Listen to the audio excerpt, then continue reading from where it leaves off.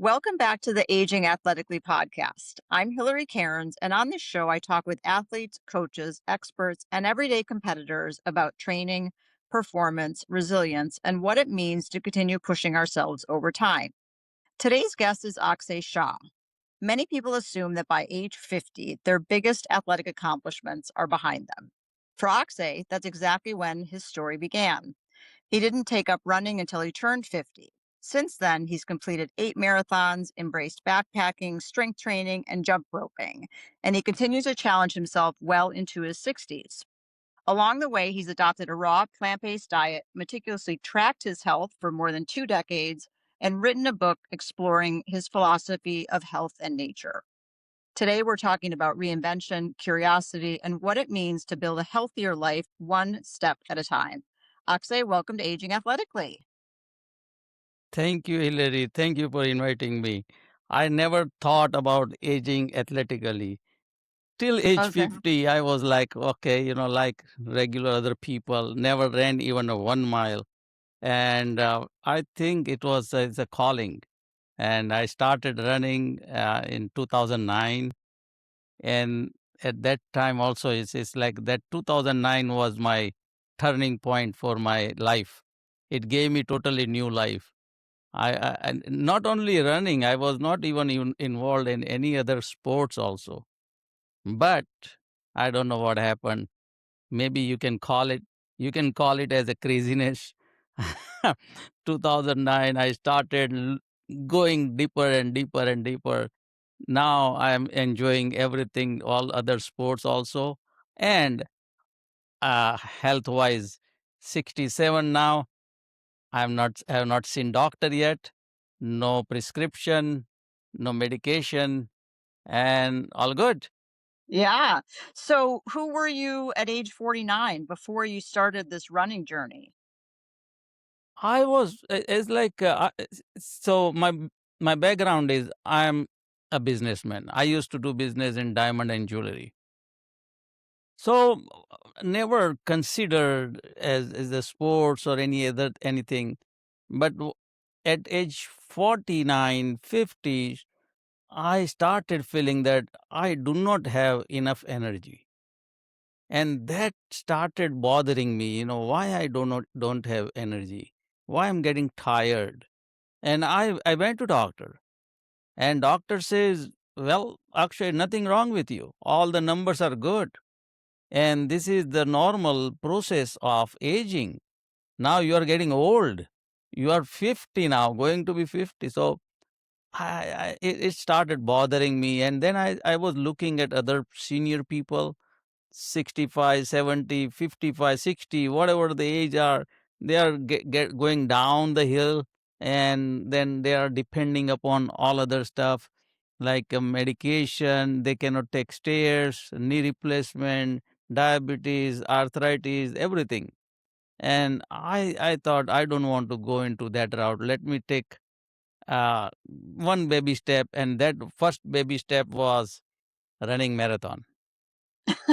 Well, that's a kind of a that's a pretty gigantic baby step. I'm assuming your first run was not a marathon. What was the first one? So first one, it is a kind of is funny. I was in one party, the New Year Eve party on 31st of December. All other diamond dealer and merchant was there, and we were celebrating New Year's Eve on 31st December. And just casually, I said, "Hey, you know what? I want to run marathon."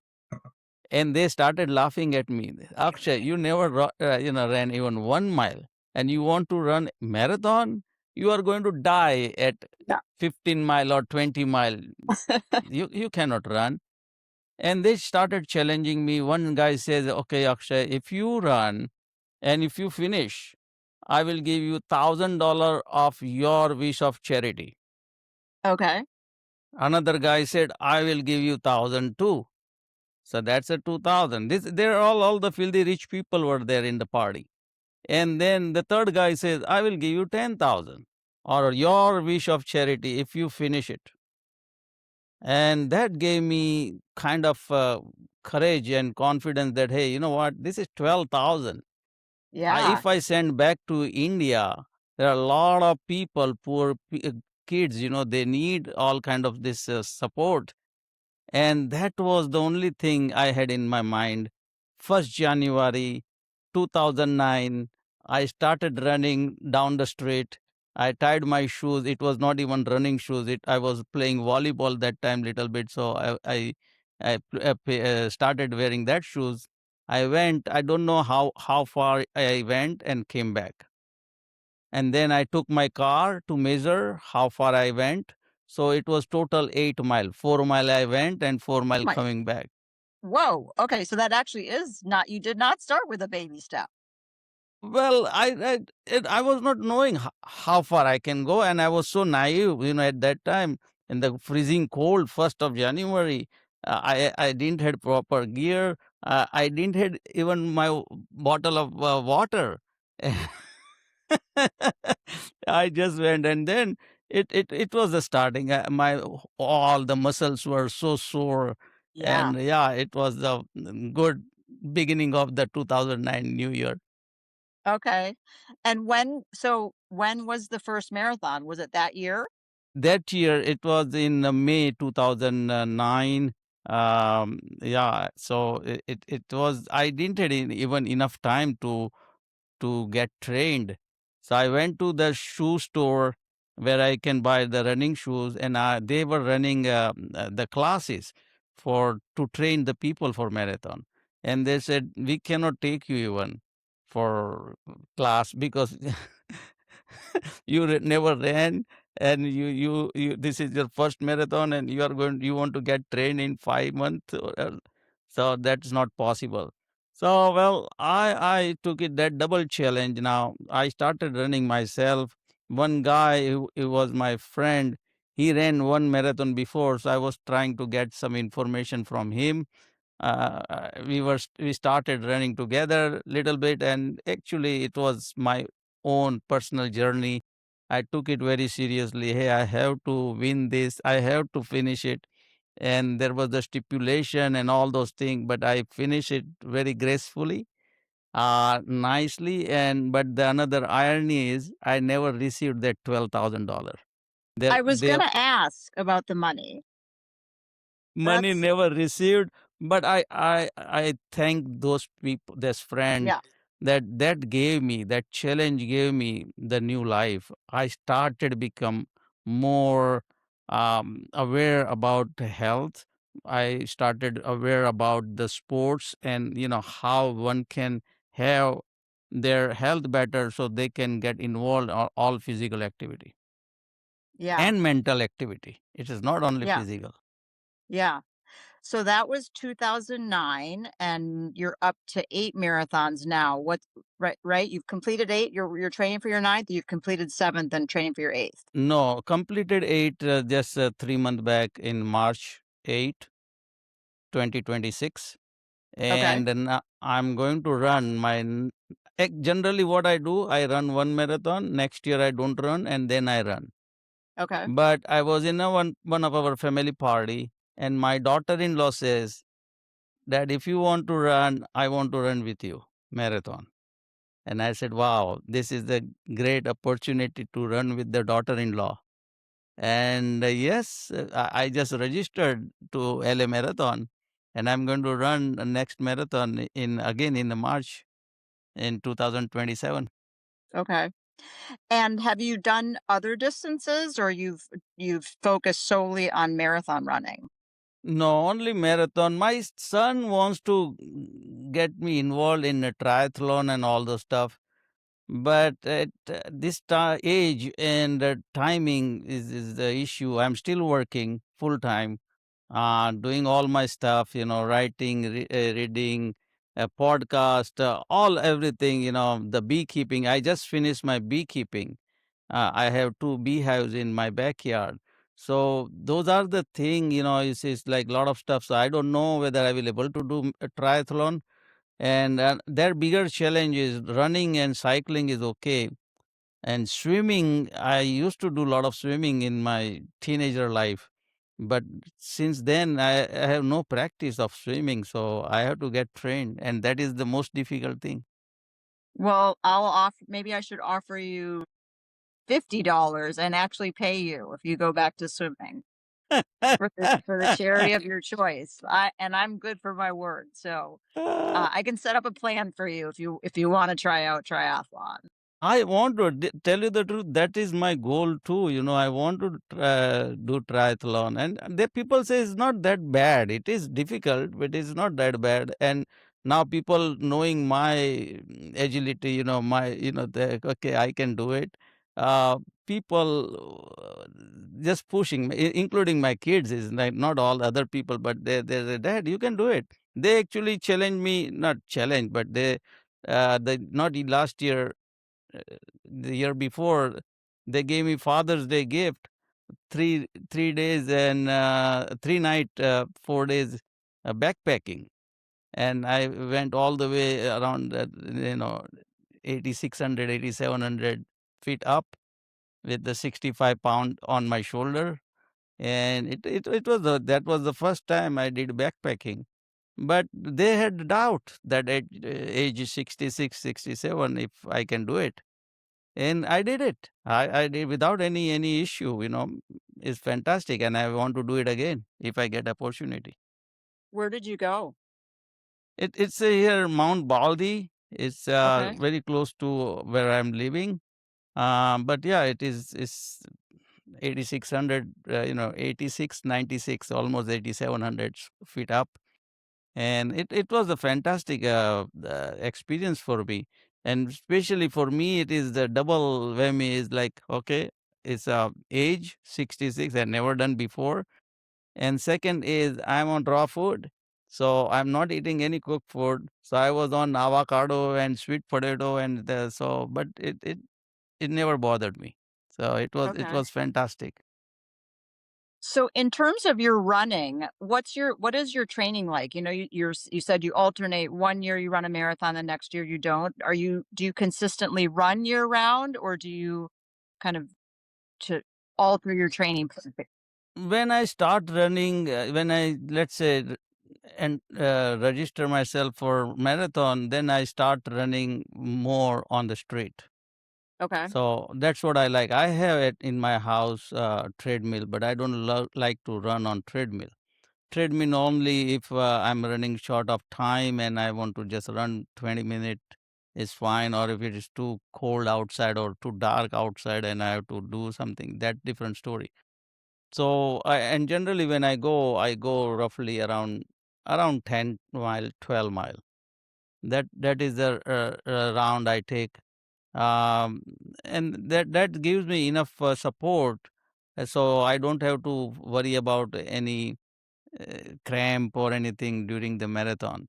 Or during the marathon at 20 mile, now you're hitting the wall, and those thing is well, everybody gets it, and no matter how many marathon you did, the next marathon is like your first marathon, Yeah. and you never know what is going to happen. Yeah. And I know that mentally I'm ready, physically ready, and then I take it as it goes. Last marathon was so hot, it was I mean, people were kind of, it's like unbelievably, it's like 84-degree at Yeah. 10 o'clock, 11 o'clock, and it's oh my gosh. So it happens. Heat happens, the cold, sometimes it's so cold, sometimes it started raining. One time I ran, it was not the full marathon, and I'm not counting even that as a marathon. But one of my friend wanted to run, so I say, okay, I will give you company. And it started raining, and it's okay, that's what happens. That's the game. That's the fun. Unpredictability is the fun, and I love that more because nature also loves in unpredictability. They don't like anything predictable, everything like supposed to happen. Yeah. You mentioned this Yeah. friend that you did that run with, but generally is marathoning and running, is it a solo endeavor for you, or is it something that you do along with other people? So till 2020, I had a running buddy, Okay. and unfortunately he passed away Mm, I'm during the sorry. COVID. Not because of COVID. then totally it's a massive heart attack, and he passed away. Mm, He was 10 year younger than me, and wow. he ran uh, 2 marathon with me, and he wanted to run even more. But that's unfortunately thing. But that is also one thing is when you don't have your running buddy, that enthusiasm that you are missing it. And but still is I think the next marathon, actually during his eulogy, I I I announced that I'm going to run next marathon on his memory, and I was wearing the jersey of with his name and picture, and I ran, which was not actually I was planning, but I ran for him. That's a dedication. Mm, He was his very close friend, and after that I was kind of out of it. I don't want to run. My body is not there. But then inner thing came out. Your body is not there. That's why you have to run even more in his memory. If he would have been here, he would have asked you to run. So I'm running, and still I don't know. And I'm my next dream is I want to run with my grandchildren. wow. So do you have grandchildren already? Are these future grandchildren? I have 3, and fourth one is on the way. So whenever they are ready, I want to run with one of them actually, uh, if I have a better health and if I can Yeah, run, yeah, definitely. Why not? yeah. Well, I really appreciate you sharing about your friend, and I'm so sorry to hear about his passing. It makes me think about motivation for running and for continuing to be so active at my age, at your age. And just wondering if you can speak a bit to motivation, because sometimes motivation is internal, sometimes it's external. And what is your motivation? The way actually it is more close to me is like, as I said, we were playing volleyball one day, and he came to me, Akshay, I want to run marathon. And the only issue is I have never even ran 100 meter. So I said, okay, that's not if you want to run and you are young, I will train you to how to do it. And I trained him. That's the reason first time even I ran with him half marathon, because half marathon is not. I don't want to do it, but he wanted. He said, Akshay, please run with me, so I get kind of little support. So I ran with him a half marathon one time, and that time it was raining. But then he completed 2 marathon with me, and he wanted to run even more, but uh, well, his time was up, time is gone, and it's like he's gone. But I remember that because I trained him so well, and this is the real story, real thing. When I went to his funeral, I was wearing the jersey of marathon because he was my running buddy. And at the casket, his wife asked me during the viewing, she forgot to put a jersey in the coffin. And she said, Akshay, can you give your jersey? I Mm, took that jersey right over there. I gave it and I feel so good that at least that the jersey went with my buddy. And I even wrote the song for, I'm a karaoke singer. I'm a poet, so I wrote a poem for him, and I sang first song in my life because English is my fourth language, and never sang any English song. But my kid says, Dad, you wrote this poem for him, dedicated him, sing it. So, create a song. So I create a song, and I publish it even on the YouTube. um, and it is the song name is My Life is Beautiful. And so if anybody can go and check on YouTube Akshay Shah, and then My Life is Beautiful, they can hear that song. So, well, that's the thing, it's like life is marathon. Life is not a sprint, and you never know what is going to happen.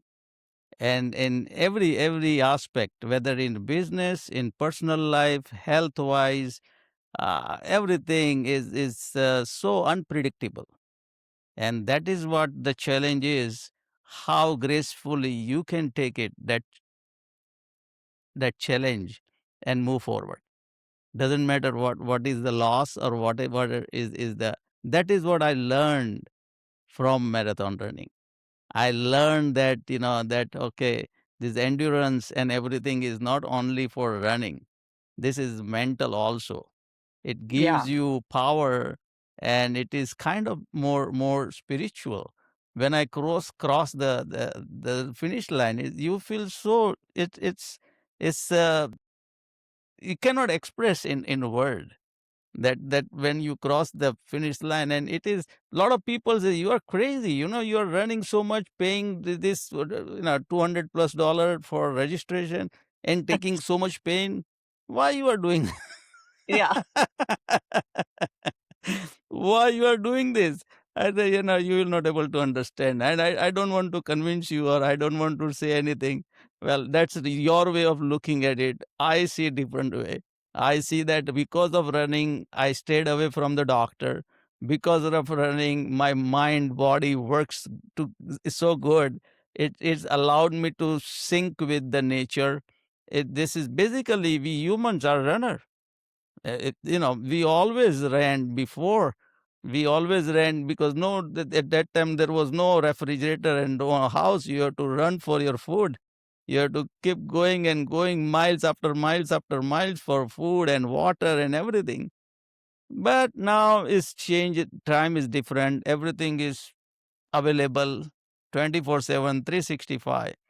And still, we human is the only species is not taking this gift from the nature so good, and wasting everything, pills after pills after pills, and abusing the body in such a way that there is no tomorrow. Yeah.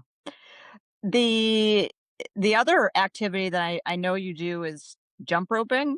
What are you like a master? You have all the different kinds like crisscross, No, double no, jump. no, this is again is this jump rope is like when you don't have a lot of time, you have to do some activity, and there is no much room. So this is the kind of equipment that it gives you, really your legs is getting much better strength, and it's better. It's a total body movement.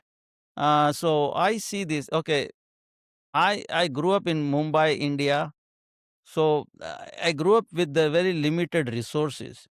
So when you don't have much resource, you don't need fancy equipment to keep yourself in a shape. Yeah. And I now I can go any gym free of charge, since I'm senior. After 65, in California they allow to go on gym. I'm not going to gym. I like to go on the street.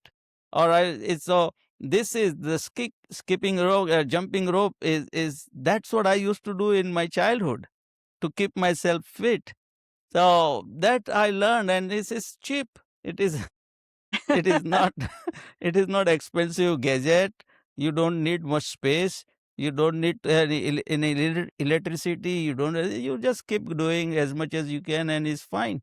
So that's what with the limited resources, you get maximum out of it. And I love it, and I want to do it as much as I can. Yeah, and how about strength training? Jump roping, you're right, is definitely gonna give you some leg strength. Do you do other kind of strength training with body So weight or I have the weight and all those things. I do it in a house, and I have even pull ups and all those stuff is there. Uh, to train, I'm not doing rigorous training about keeping that thing in mind that I have to have good muscles, or I have to. No, everything I'm doing it in a such a way that it helps me, my body, to take care of my day to day life. I don't want to even go to car wash. I wash my own car. That's a is a good exercise. or cleaning or gardening or pond cleaning or everything. Those things is giving me. And weightlifting is, and all those stuff is every day. Is not only just you do it in gym or do it on only for a couple of minutes. No, when you do every day, it becomes so easy. And not only easy, because a lot of people, they, when 2 year back in 2024, my son got married. He's 175 pounds. I put him on my shoulder and I was dancing on the street on the music, and it's no help, nobody's holding him. And he had the confidence that, dad is going to hold him. And it's not only 30 seconds. It So that all strength comes, your muscles and everything is there. It's not just overnight. It is when you do this every day after day after day after day, it's that is giving you the more muscular. And it is so minuscule, people don't understand. It's like, if you do 1 mile one day and then you go one and a half, or and then two and two and a half, little bit of increment. Consistency, that is what required. And that's, somehow I have that consistency. I have good discipline, strong willpower. Well, I don't take anything excuse, oh, today is too hot or today is too cold. If I decide to run, I will go no matter what. Yeah. Let's talk about your diet. We've been talking all about running, and really, I'm curious if you could share about how you transitioned to a raw plant-based diet. Just tell us about it. So basically, I was a vegetarian, but I was eating like a pig. Like a pig? Yeah, Okay. so much eating, so much unbelievable, mindless eating. Whatever I see, and if it is tasty, is good, so okay, gobble it. That was the mindset, and that was bad. Eating so much and still not having that much of energy, that's not a good sign. So when I started thinking more deep into it, what is happening, and I realized that human is the only species on this world, on this planet, eating cooked food. All other species is eating raw food. And human is the only species is suffering so much with the health. So that gave me kind of little clue. Let me try raw food. That again, I'm a crazy guy. People calls me crazy. I have so much hair, but I shave my hair. People are spending so much money to have the hair. So I do the thing. So that the craziness in me allowed me to say, okay, try raw food. What is going to happen? So I started that also like this. This is the spur of a moment. We were celebrating on 5th of December, 2009, my mother's birthday. And at that time, at the party, I just said, hey, I'm planning to go for raw food on 1st of January. That's the kind of New Year resolution. And my brother in law was there and he said, you know what, Akshay, you ate today. And today is your mom's birthday. And it hit me on my head. He said, yeah, I know what is in 1st January. I want to go raw food. Let's go for tomorrow, from tomorrow. So December 2009, without any plan or this or that, nothing. I started going raw food. And I did it for 3, 4 weeks and I've started feeling much better. And that gave me this is what I want. I have full freedom, whatever I want to eat, as much as I want to eat.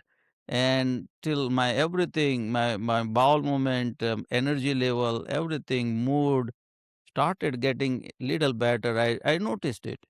And once, anything is getting better, why not to continue? So till that day and today, I never look back. I am on the plant-based raw food and 24/7, 365. I'm traveling a lot. I'm going all the parties, whether it's a birthday party, anniversary party, business party, anything. I'm going, but I never gave an inch to anybody that, hey, okay, eat this much, cook.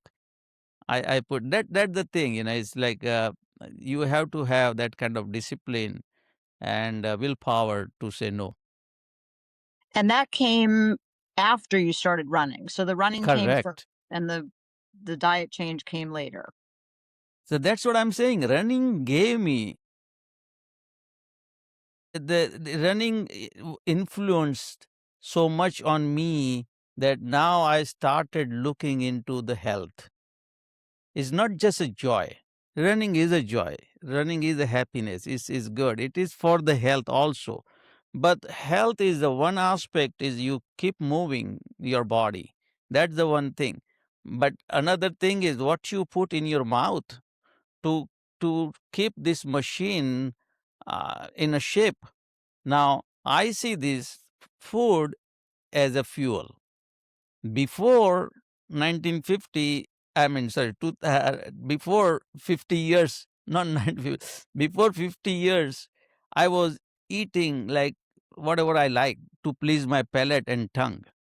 So that is the difference between the 50-year before and after age 50. Now I'm more aware. I'm not eating to please my tongue.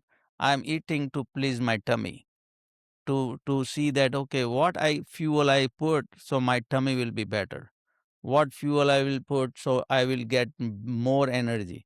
So whatever I used to eat before, I am eating right now 25% of what I used to eat, and energy level is right now like I can say 200% than what I had at age 50. Wow. So yeah, that is that is the thing. So it's like this, Hillary. Let's say you have a car, and in your car the using the gasoline. So you want to use the gasoline which is in more pure form. It is not bad, and maybe in 87 octane, maybe 89 octane, maybe 92 octane. So we want to give the fuel what car is designed for, and you want to see that it stays same form. You cannot put gasoline in electric car. You cannot put diesel in gasoline car. You give the proper fuel. Now I concluded it, this machine, the human machine, is made only and only for plant based raw food. That is my conclusion, and that is the whole book is about, because every whole world is eating cooked food. My wife is excellent cook. She used to do business for catering, cook food. Used to help her also. Even today I am helping her because she is not eating cooked food. She now started eating more raw food. I mean, she is not eating raw food. She started eating now more vegetable and fruit, but still she is eating cooked food. So what is happening for me is like, okay, when I started doing this, I got more my whole body, mind, all the organs inside, because we need to clean our body. Who is cleaning from inside? We take shower, we brush our teeth, everything is okay. But what about cleaning inside? So that is something, and I concluded it, and so far, no doctor is saying that I am wrong, and not only that, even Library of Congress accepted my book. I got a double the kind of review, which is a 1 star review from Kirkus, which is excellent. Only 2% of the book gets that. And lately, I got another the Publisher Weekly critic review that they concluded my book is like the fan of the Dr. Michael Greger, and a fan of the Dr. Dean Ornish. Dean Ornish was the advisor, and still maybe the advisor for President Clinton, the physician. So they put my book in their level. So it is kind of good. And I'm challenging. I'm not only challenging means I'm saying that don't believe what I say. My data is all there. 21 year of my blood report and whole data, I published in the book. So I don't have to talk. I don't have to convince. And I say I'm not convincing anybody. I'm not convincing even to my wife or my kids. They are adult. Whatever they want to eat, they eat. But this is what I'm doing. And all your listeners also. This is also, I'm not trying to say that, hey, you are wrong, or this is not right way or anything. I'm saying this way. This helped me a lot, and I see this way. I am 67. Any day, maybe 20 year, maybe 5 year, maybe 10 year, I have to live from this planet. Before going, I want to give back to the world, and if it helps few people, that's it's worth. Yeah. Well, I did order your book since we set this up. It hasn't come yet, but I'm definitely planning to read it. I'm really interested in hearing more about it. So I'm looking forward to that. What do you have? What are you looking forward to? Like, what are you still trying to accomplish in your decades ahead of you? I think there are decades. My goal is, because this is right now one man clinical data, which is nothing. I want to create clinical data for really, if someone, more crazy people like me, when we get together, yeah, because it is difficult. First of all, most of the people fail because we are addicted to cook food. That plain and simple. We are all. I was addicted to cook food, and it is like a addiction of cigarette, or addiction of alcohol or anything. To give up is very difficult. My sister, 6 year elder than me, she was telling me, okay, raw food is no good, this that, and now she's seeing my numbers and everything. So now she says, I wish I can do what you're doing. She can, because they are all hooked up to the cooked food. And that is so I want to see that, when if we have some few people, and I know clinical study is very expensive, we need some more people come together, like-minded people. And without, I don't have any commercial plan. I don't want to make money out of it. I don't, it's enough, but still is like more people comes, entrepreneur, some pharma people, some doctors, some lawyers, everybody comes together and create something, some program, that where we can have authentic uh, the clinical study, which we can put forward. Because right now, if I talk to anybody, they are so skeptical about everything. Even with my data, still there it's all this and that. And so I understand there is so many things out there which is so crooked and so bad, and it is some bad intention. So people are more skeptical about everything. So I want to, and there is a lot of myth about raw food, lot of myth about the health.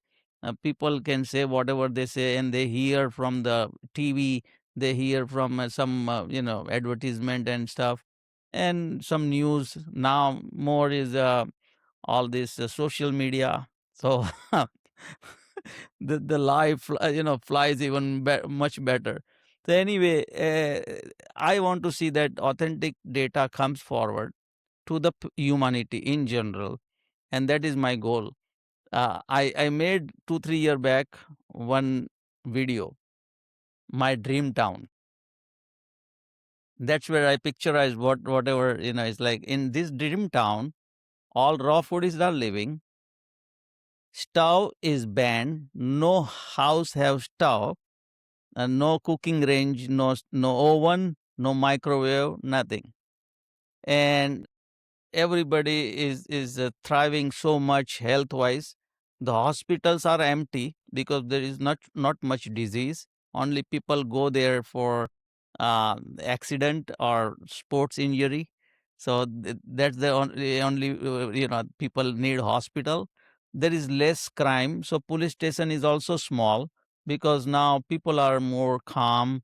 They don't commit a crime for so much stress, people have right now, mass killing and this everything is happening for what? It is in the brain. So when all those stress goes away, when whole society, I'm not talking about only individual, when the society is so good, there is no crime. Why have people have to commit the crime? So then is there no police work? And now that town becomes so popular. So around the globe, everybody adopted that kind of lifestyle. That's my craziness. It sounds, idealistic, not crazy so much, but I love that the only reason we need doctors and hospitals because people might get sports injuries. That definitely resonates. So, back to your sports, your athletics, what would you or what advice do you have to people in their 50s and beyond who maybe think it's too late to get started if they haven't been doing sports or haven't been active their lives?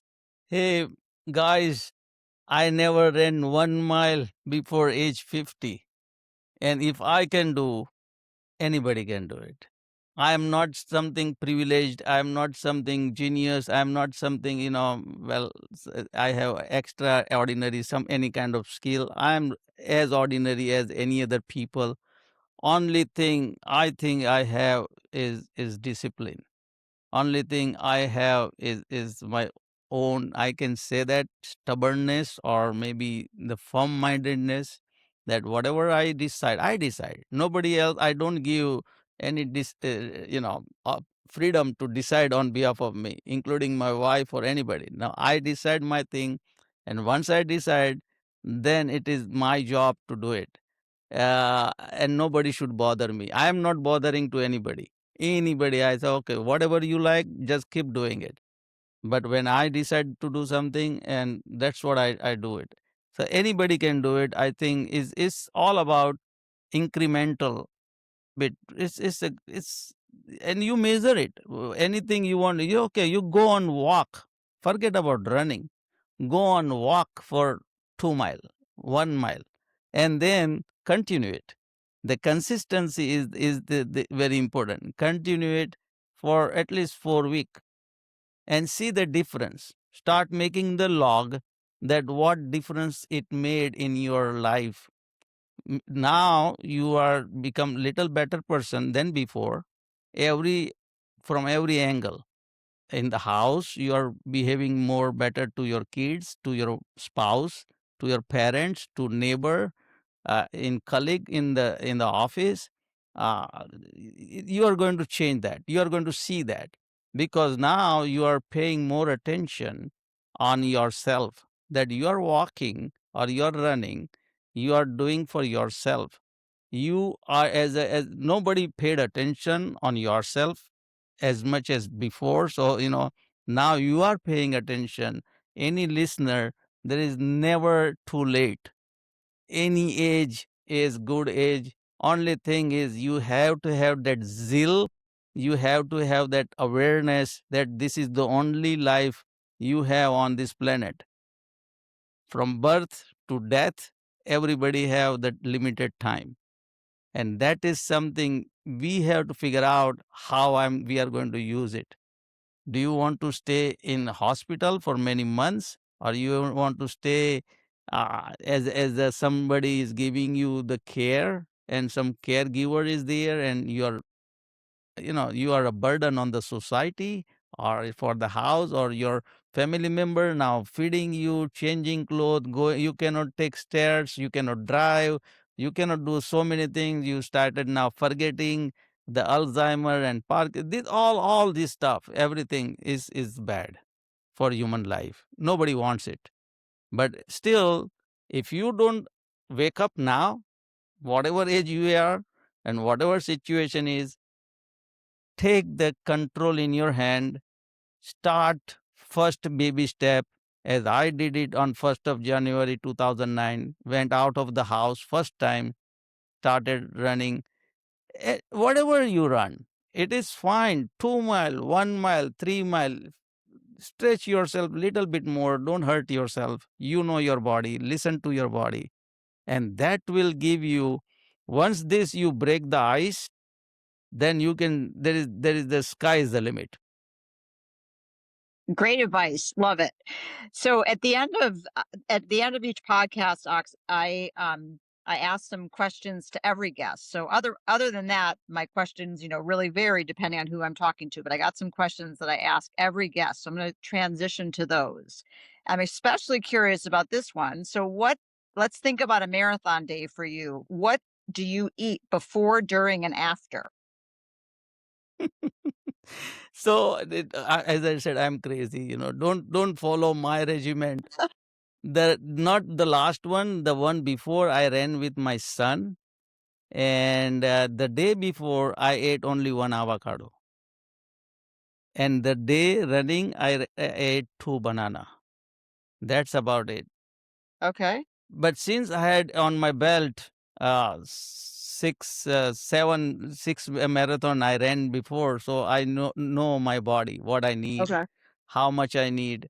Nobody can tell judge that without having their own experience. But I see that it is not the day before or after that is important, but more important how you are training your body even 6 months back. So every day it is like your battery in your phone. When you charge, it is not only the final day you are charging, but every day how is helping you.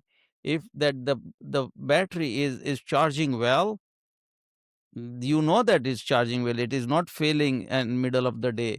Exactly same way, once you know your body how is charging well with the fuel, now you know exactly how to deal with it. I'm eating regularly. I'm eating sweet potato. To answer your question straight, sweet potato is with the orange flesh is most nutritional. So that I am eating. And after that, also most of the people, especially in the sports, they question me, "Hey, from where you are getting your protein?" And well, there is a lot of protein in the vegetables, and I eat a lot of nuts.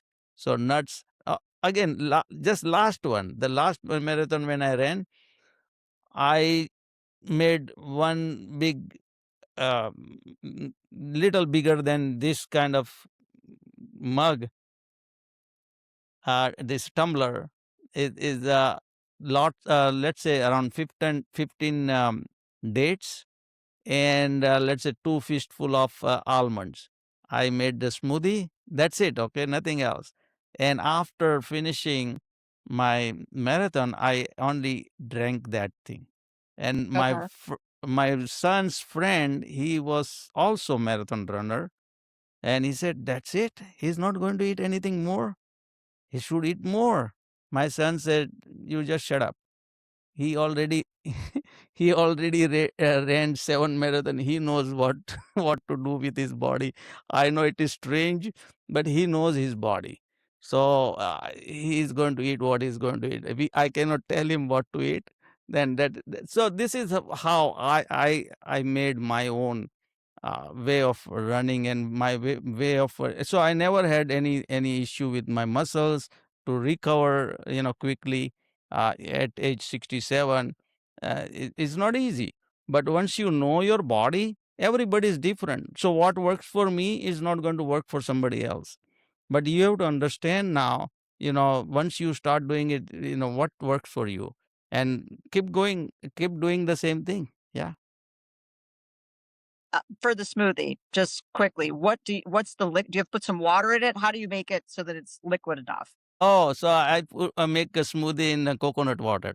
Okay. So I that's just I thought there was a missing ingredient there. So right. coconut water, dates, and almonds. Water, in coconut water, almond and dates. A lot of nutrients is there, Yeah. and and it's very filling. It is heavy. Yeah. Oh, and once you have that big of tumbler, you don't need, and then you start eating whatever you need to eat. But that is something, I am doing this since last 3 4 marathon. I was not doing Okay. that before, so yeah.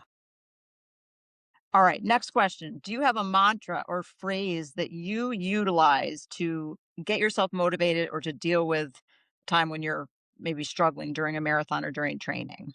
What do you tell yourself, if anything? So the mantra is you have to have trust on yourself, believe in yourself, and believe that you can do it. Even at 20 mile, if you are getting cramps, your body is hurting or whatever, you have to have that kind of filter in your mind, in your that you just let it go, forget it, keep going, keep going, keep going. That is the only. So trust yourself. That I can say. That's the mantra. All right. If you could have been a professional athlete in any sport besides running, what would you have chosen? Tennis. Okay. Do you play tennis at all or you just I used admire to the play sport? before. I love tennis. As I said, what happened in my life. I didn't came up in India. Uh, Life was very different. Single mother, 5 kids, very limited income, no resources. So this is all sports, music, everything is the luxury. You don't have time to even think about it. You are just making your living. How to when two banana comes in the house, there is a 6 piece. So one mom eats and other 5 other kids. That kind of living when you have, you want to make sure you go forward with what you have, and that's what I learned. That's how I am. Whatever I have, just keep going. Thank God now I have everything, more than what I want. And that is something which is a different story. But when I was young, I didn't had that. So I never had uh, opportunity to go for any competitive sports. I never had that. As I said, even to learn swimming back in India, there was a swimming club, and it is very only for elite people. If you they who have a lot of money, they can become member. Otherwise, you cannot become member. So what I used to do, I used to go behind the club in the ocean. I used to go in a mile in the ocean. That's how I learned my swimming, not in the club. So because when you don't have too many resources, you find out how to. So I love to swim. At that time, I used to learn a lot. Every day I used to go, and I was enjoying. But that was then. Today, now I don't have time, and I'm not swimming that much. So that's why I don't have that much confidence. But I'm taking your words, and maybe I will call you one day for my $50. Yes. Yes, my words are truthful, so I'm happy to help set up a training plan for triathlon. If there's one thing that I've learned about you during this podcast, it is certainly that you are determined, and if you set your mind to something, seems to me like it's going to come to fruition. All right, you mentioned karaoke, beekeeping, any other go-to hobbies that are not related to sports? Well, gardening, I have a small pond, so I'm taking care of my pond. There is a turtle, fish. So in nature, that is the hiking, all those stuff is I love it. Other stuff is writing. I'm a poet, so I'm writing poem. Now I wrote this book. I'm going to. I'm in the second book is in pipeline, and it is nothing to do with the food. It is going to be spiritual book. That is the now. So now what I'm seeing is I'm 67. I have now very limited time before I go. So I give back. I want to do as much whatever I have not done. I want to do it. So let's say one thing is I was thinking to do bungee jumping, and I have Oh not god. done yet.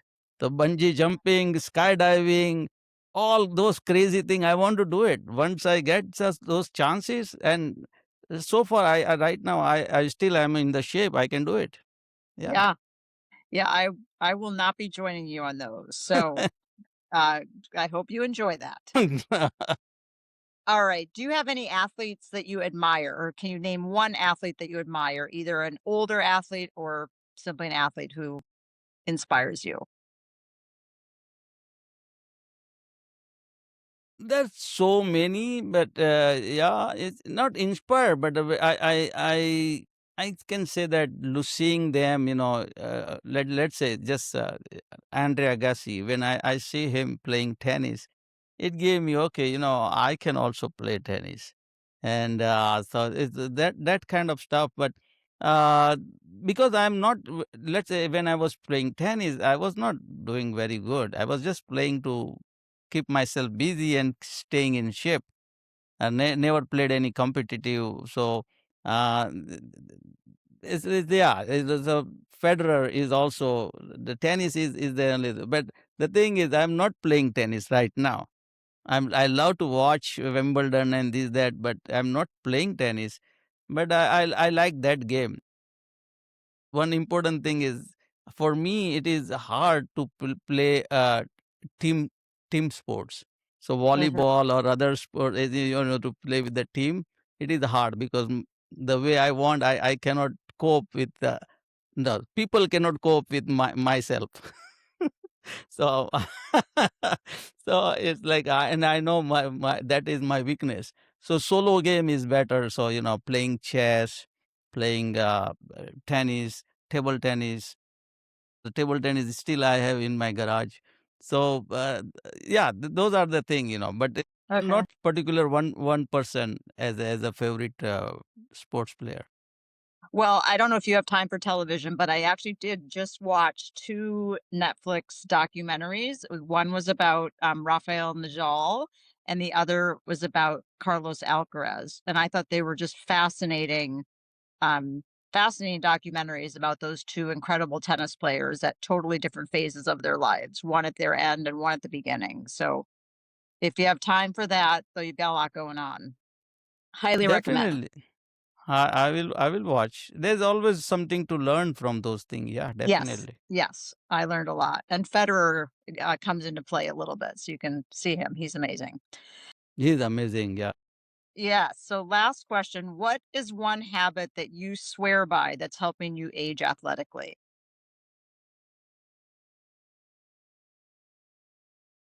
Discipline. That's the only thing, you have to have discipline. If you give once, lot of people they say, okay, eat only this much cake. This today is your birthday, or this. If you give a inch, you're gone for good. So you have to have discipline. Keep doing what you're doing, whatever you're doing. I think that's what my discipline also to run year after year after year, and that is the now people admire. But earlier people were calling me crazy. But well, be it. Well, Oxay, it has been such a pleasure talking with you.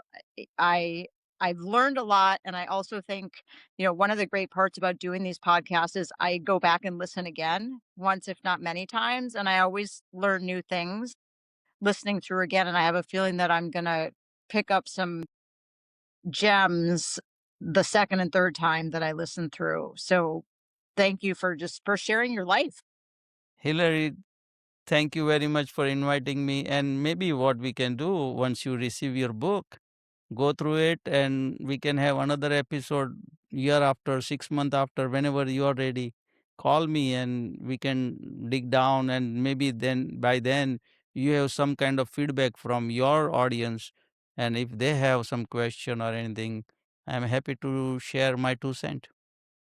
Awesome. Thank you.